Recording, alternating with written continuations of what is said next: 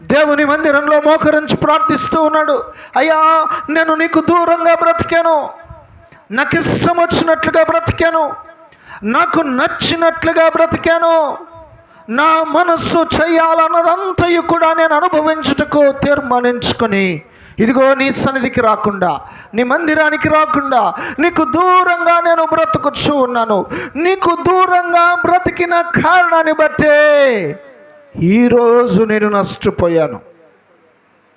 నాకు అర్థమవుతున్నాయండి ప్రియ దేవుని బిడ్డలారా. ఇదిగో గడిచిన సంవత్సరాల్లో మీరు ఏదైతే కోల్పోయారో దానిని నేను నీకు తిరిగి ఇస్తానని దేవుడు ఎప్పుడు చెప్పాడు అంటే, ఈ ప్రార్థన చేసుకునే వారి కుటుంబాలకు అడుగులు వేస్తూ ఉన్నారు.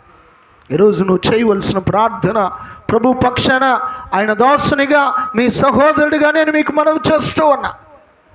నీవు ఈ ప్రార్థన ముగించి వెళ్తే దేవుడు నీ కొరకు చేస్తున్న వాగ్దానం ఏమిటి అంటే, నీవు కోల్పోయినవన్నీ, నీవు నష్టపోయినవన్నీ, నీ యొద్ద నుండి సాతాను దొంగిలించినవన్నీ తిరిగి నేను నీకు అనుగ్రహిస్తాను. అది వాగ్దానం. Turning back to the God. మనమందరము కూడా హృదయపూర్వకంగా దేవుని సన్నిధిలో పశ్చాత్తాపడదాం. కాల్ ఆఫ్ రిపెంటెన్స్, పశ్చాత్తాపముతో కూడిన పిలుపును దేవుడు తన ప్రజలకు వెల్లడిపరుస్తూ ఉన్నాడు.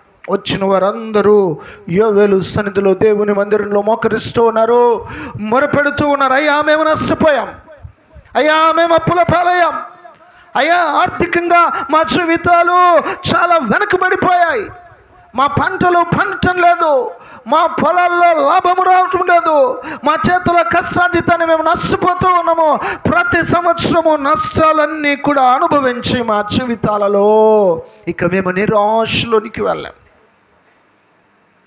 ప్రభు అంటున్నాడు, ఏదైతే మీరు కోల్పోయారో దేవునికి మహిమ కలుగునుగాక. హల్లెలూయా. God will restore everything what you lost in your life in past years. గడిచిన సంవత్సరాల్లో మనము కోల్పోయిన దాన్నిటిని ప్రభువు ఇచ్చుటకు కృప గలవాడు.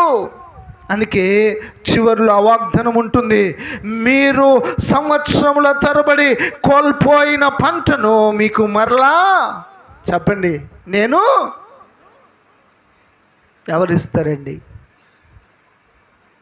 దేవుడు దయగలవాడు. చిన్న కుమారుడు అనుకున్నాడు, నా దగ్గర డబ్బులుంటే నా జీవితము సుఖమయం అనుకున్నాడు. ఈరోజు చాలామంది యొక్క ఆలోచన ఇలాగే ఉంది, నా దగ్గర డబ్బులు ఎక్కువగా ఉంటే